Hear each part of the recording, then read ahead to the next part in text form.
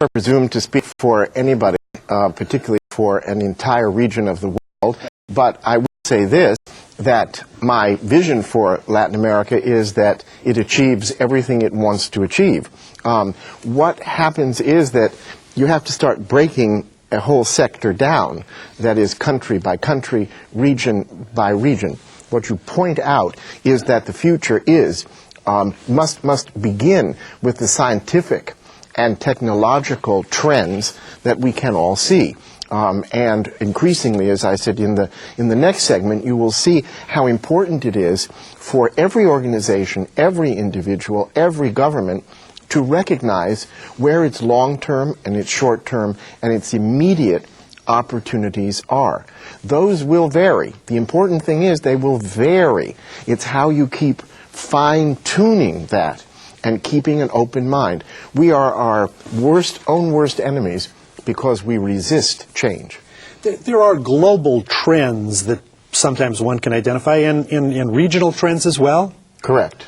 And what would you say are some of the kinds of trends, some examples of trends that you would look to, say, in Latin America, as, for instance, the cell phone becomes ubiquitous, they're leapfrogging sometimes the local loop? Yeah, what you point out there is most interesting, because there are certain parts of the world that have been behind the times for many years. When we were restricted to landlines, what we had was countries that couldn't afford to put phones down, right. Okay? And just today, I was watching on CNN before I came here for the broadcast, which said that China is now the largest user of cell phones. Well, what happens is that a country may be behind the times, right. And then others got ahead, but then the new technology came in, and the countries that were behind leapfrogged. Yeah. This is what happened in Japan and in Germany after the Second World War, when they were gutted, and Western Europe, other parts of Western Europe and the world wound up being behind them because their infrastructure had to be rebuilt. Several years ago, I was in Eastern Germany, the former East Germany, and it had leapfrogged West Germany because under the communists, under the Russians, right. It was held back, and now it was exploding, and everything was digital in East Germany, whereas it was behind the times in West Germany. So at the moment, if you look at Latin America, what you could say is the great boon in Latin America is that places have been behind the times. Now the question is that for much less money, you can jump ahead. Yeah, so you can skip obsolete technologies. Correct. By moving to cheaper, more ubiquitous, Correct. More contemporary technology. But the important thing is not to get stuck there. Yeah. You see, because one of the things that was pointed out in this report Sure. about the wireless phones in China is that people then said, well, look at the opportunities for wireless internet. And then somebody said, I wonder about the Chinese government, which is highly restrictive, totalitarian, saying, just a moment, whoops, you see. That's why globalization cannot be stopped, because you cannot run a global economy with a totalitarian government, right. Because the currency of a modern economy is information. And as soon as you attempt, we talk about synchronization. Look at what killed the Soviet Union. Yeah. The inability to move forward. Right. It was trying to run an economy that was self-contained, not synchronized with the rest of the world. Yeah. And it fell. It fell, and it fell because of the implementation of a lot of technology like the fax machine, which Yes. enabled citizens to communicate with one another that the Soviets never anticipated. You can't control information in today's world. If you attempt to do that and to build walls around yourself, then just like the Soviet Union, those walls will come crumbling down. Well, thanks for those excellent insights, and thank you, listeners and viewers, for your questions. Let's now move to the second module of our program.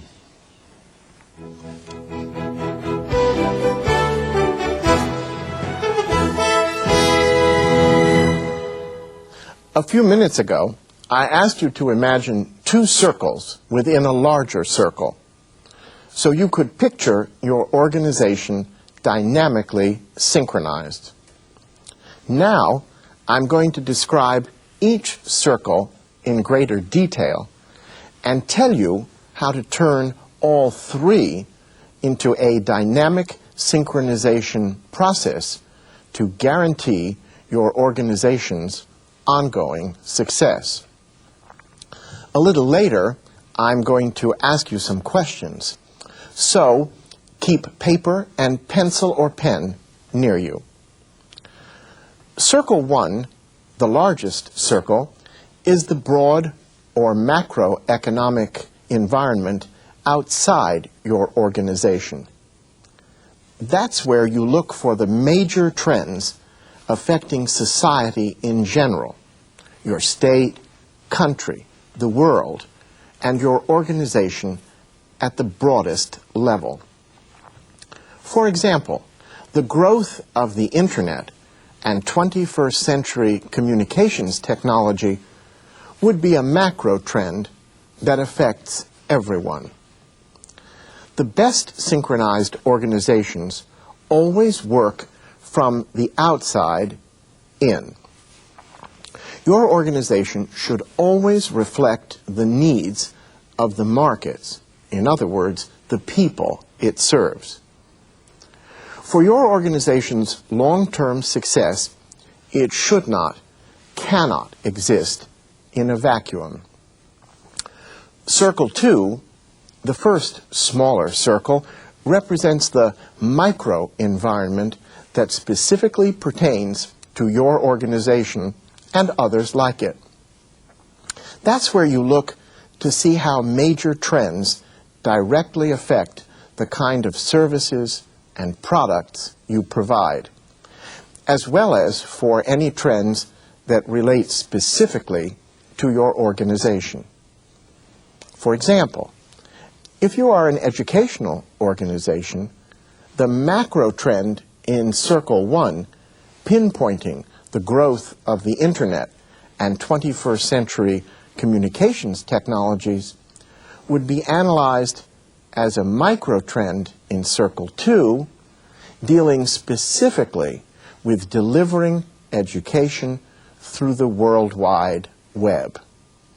In Circle 2, you would also identify trends unique to educational organizations, like the increase or decrease in student enrollments. Circle 3, the smallest circle, represents the unique environment inside your organization. That's where you would look to see how well your organization is synchronizing itself in terms of the trends you have identified in Circles 1 and 2. For example, you might measure the success of your organization's synchronization based upon its purchasing computer hardware, hiring personnel to develop software, recruiting students who have access to computers and online services, offering computer science or computer graphics programs, offering online courses, and other relevant indicators of your ability to capitalize on major trends. Now, I'm guessing at this point that you're asking yourself the questions, how can I possibly discover the trends in Circle 1 and 2, and wouldn't it cost a lot of money to conduct such research? So I'm going to tell you not only how easy it is to discover all the information you need, but also how to do research without it costing your organization very much, practically for free. That's right. You can synchronize your organization, the most important process for its success, without spending major money. All you have to do is create a formal information network, 3 circles of people to help you get the information you need to understand the dynamics of the 3 circles, macro, micro, and internal in which your organization operates. Obviously, your advisors should be a variety of people who are well-placed, well-informed, and experts in their fields. Who your experts are depends upon the nature of your organization and will vary from organization to organization. Don't assume that people, even high-level people, won't help you. You'd be surprised at how willing people are to share their expertise. Your advisors should have their fingers on the pulse of their industry. Above all, you and others in your organization have to be willing to listen to what people tell you. You can have access to the soundest advice, but if you don't take it, it's useless. First, create a circle of 10 people to advise you on the macro trends affecting your organization. Your advisors should be people who know the difference between a short-term trend or fad and a long-term major trend. For example, a fad or short-term trend might be a sudden interest by consumers in outdoor photography, and it might last a year. But the switch from film to digital imaging, which experts could have predicted, will be with us for years. If only Polaroid or Kodak had listened and adapted. Remember what I told you during the first half of today's program about Kraft Foods and the problems it was having keeping up with trends in good nutrition and people's changing habits? Well, guess what it did to counteract its loss of market share because it had been slow to respond to the public's desire for healthful foods. You guessed it. It created a worldwide health and wellness advisory council. In other words, it put together a circle of 10 people who would advise the company on keeping up with market trends. Here's how it announced the creation of its circle of 10. Kraft Foods has named 10 experts to its Worldwide Health and Wellness Advisory Council as part of its ongoing commitment to help address the rise in obesity.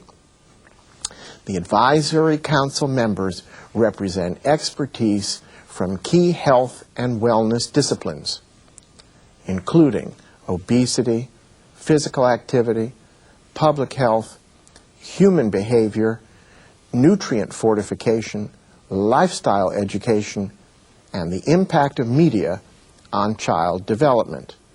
The Council will give Kraft access to a range of important voices from outside the company who can play an invaluable role in helping us develop our response to the global challenge of obesity. Every member of your first circle of 10 should be able to consult with 10 other people outside your organization about emerging trends that are likely to affect your organization and to bring that wealth of information back to you. Their research should eventually be put in written form and shared with other members of the Circle of 10 so that when all of the pieces are put together, you will have a complete picture of the world outside your organization. Choose people from a variety of sectors of business, non-governmental agencies, and government, like banking, computers, marketing, health, statistics, whatever sectors are important for your organization. You will wind up with a brain trust, a whole network of information advisors, and invaluable information. Next, create your second circle of 10, the people who can advise you on the trends most directly affecting your organization. These 10 people should have enough connections so they can also consult with 10 others to create a powerful source of information for you. The information they each gather and share should be written in a report and given to the people within their circle, your other circles, and within your organization. Finally, create your third circle of 10, people within your organization with whom you consult about keeping the inside of your organization synchronized. It should include people your organization directly serves. This circle may seem like the easiest to create, but it may really be the most difficult. The people in this circle are the people you know best and who know you best. They are the people who have the greatest vested interest in preserving the status quo, the least interest in seeing things change. Again, everything should become a written document, circulated for everyone to see. The information you and your organization learn from the three circles should be compiled into a roadmap for your organization. As you know from this and other ITC video conferences, in the 21st century, you can create the most powerful circles of 10 by joining networks of collaboration, such as the ITC GNet. As never before, you can access a world of people and information across nations, borders, and time zones. For that reason, organizations must continually develop state-of-the-art competencies in distance activity and the use of telecommunications resources, precisely the kind of competency-based training of coordinators, instructors, and consultants ITC offers. Now, here are 5 more questions. As before, rate your organization using a scale from 1 to 5, with 5 being the best. Question 6. How well does your organization get reliable information for Circle 1, the macro environment outside of it? Question 7. How well does your organization get reliable information for Circle 2, the micro environment outside of it, but specifically relating to it? 8. How well does your organization get reliable information for Circle 3, its internal environment? Remember, the scale is 1 to 5, with 5 being the best. Question 9. How willingly does your organization change in light of identified trends? And now, question 10. How well does your organization assess its success at responding to outside trends? Now, add your organization's score on these 5 questions to its total on the first 5. What's your reaction to the score? We've spoken about synchronization in theory. We've spoken about the negative things that happen to organizations when synchronization doesn't occur. Now, let's look at all the positive things that occur when organizations put synchronization into practice. Here are some highlights from a New York Times article about trends in the global water industry. Listen carefully to the points the writer makes about a major global trend and how companies are capitalizing on it. You will hear all of the elements of dynamic synchronization that we've been discussing. Millions of dollars have been made by turning water into a designer product and putting it in attractive bottles aimed at the hip and health conscious. But those who see money when they look at water are now far more intrigued by two areas of the business that are less sexy, but potentially far more lucrative: providing clean water for industrial and municipal use, and cleaning dirty water when that use is done. Notice that the writer is distinguishing between a consumer fad, designer drinking water, and a major trend in industrial and municipal water use, which many fewer people recognize. According to Carrie Sturton, an analyst at Sanford C. Bernstein and Company, industrial water treatment alone is a $35 billion global market. When municipal treatment systems and other water processes are factored in, he said, water-related revenue may even top $100 billion. In fact, demand for clean water continues to surge ahead of supply, particularly in developing nations. Water scarcities still loom, said William J. Rowe, the chief operating officer of Nalco Company, which is based in Naperville, Illinois, and is a big player in the water treatment business. I don't think it's Orwellian to suggest that future wars may be fought over water instead of oil.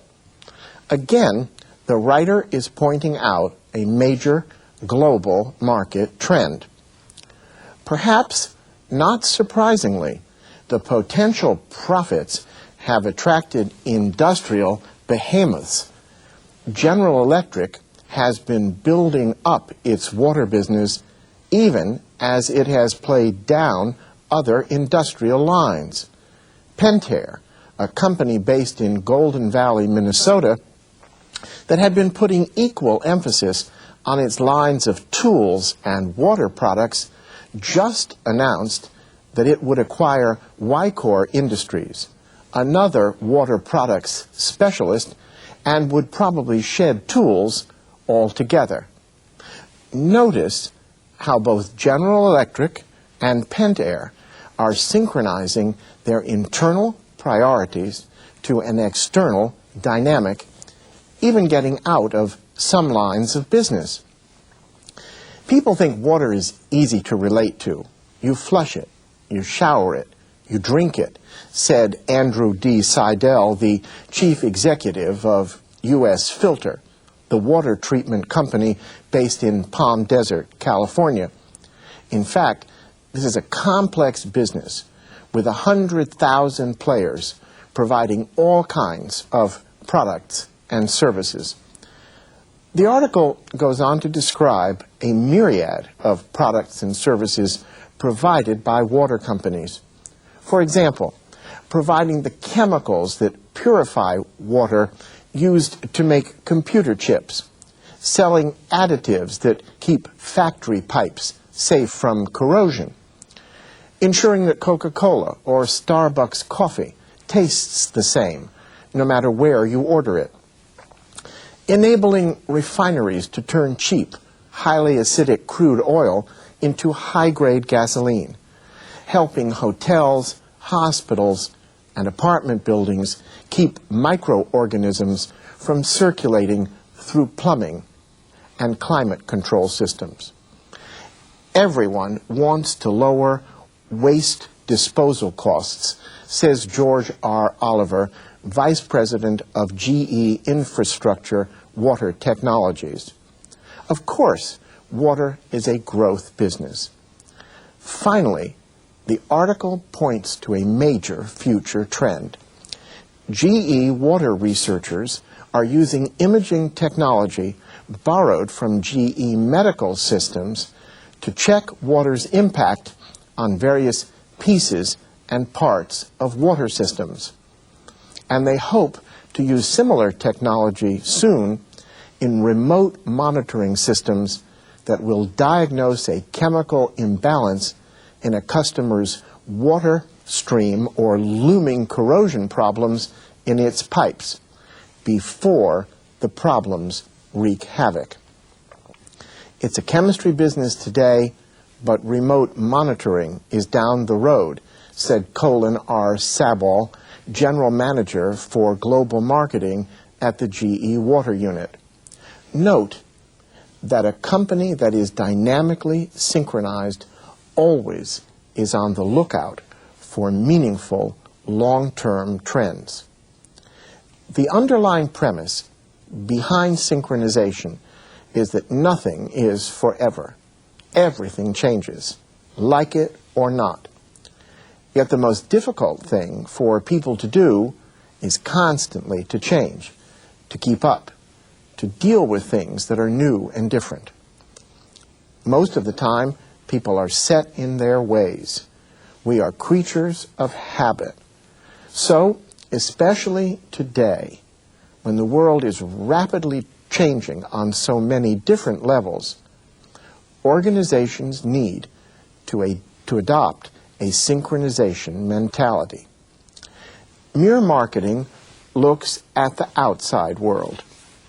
Mere organizational theory looks at organizations internally. Synchronization relates the outside and inside of organizations so that they are holistic, inseparable, synergistic. It is the most challenging posture for an organization to adopt and potentially the most rewarding. You are now in a unique position to recognize the elements of synchronization, the positive strategies that can make every organization successful. I look forward to hearing your views on implementing synchronization and to answering your questions. We will now continue with our second question and answer session. You can always call the studio. We have lines open, and so feel free to call in and ask your question. Let's begin by talking about this question. Perhaps the blockbuster technology of the new millennium is the Internet. What should a company be thinking about with synchronizing its business with future trends of the World Wide Web?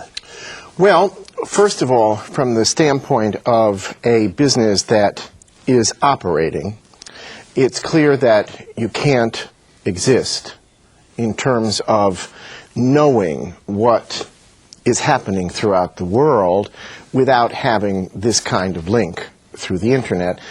Today, people at a mere click of a computer mouse can get any kind of information that they need. But as I said in our previous discussion, we are not at a loss for information. Right. What people lack is verification, and once the information is verified, we have to be able to say what is really of use to us and not. So one thing people need to understand also is the world has always been available to us from the standpoint of information. We've always had libraries. We always had phones we could pick up. We've always had books and magazines and things. The difference is the speed and the ease. Yes. And that means that when you increase the speed and the reach and the ease, what you get is a lot of garbage. Yeah. So people have to come to this information and say, no, this is right, this is wrong, this is useful, this is not. You know, it's so interesting. At one time, 100 years ago, 200 years ago, information... That's before my time. Well, that's right. But historically, the information was a scarce commodity. Now it almost seems like there's a surplus of information. So how does a company, especially a small business, sort through the blizzard of information that we're confronted with and select the information that's useful for them? That's why I mention in creating the Circle of 10, which is any organization's key filter to the outside world, that what you have to have is people who really are able to make judgments. Right. So what happens is, as in anything, you have to have a check and a balance. So on the one hand, you have to be able to say, okay, here is all of this information coming in, this blizzard of data and information pouring in through the Internet. I will sort through this, but I'll also use my circle of 10 people who have other people that they can reach. I will use them to help me identify what is real and useful from what is a waste of my time. All right. Well, we have a caller now from the Instituto Tecnológico de Estudios Superiores de la Región Coni-Bonifinero in Sabinas. Come in, please, from Mexico. My question has to do with what Dr. Goldstein mentioned in terms of the need of implementing networks and improving software and hardware in terms of improving our synchronization. So how does the IT and telecommunication business, how can this industry really face ever-changing tendencies, and how can this industry really apply synchronization to try and synchronize itself and then help synchronize other organizations? The key, I think, is the word relevance. There is a tendency on the part of people who are technologically oriented to outpace the need of the users for all of what we typically call the bells and whistles. In other words, it's easy to create products that are so capable of doing so much that you really don't need to do them. The idea is not to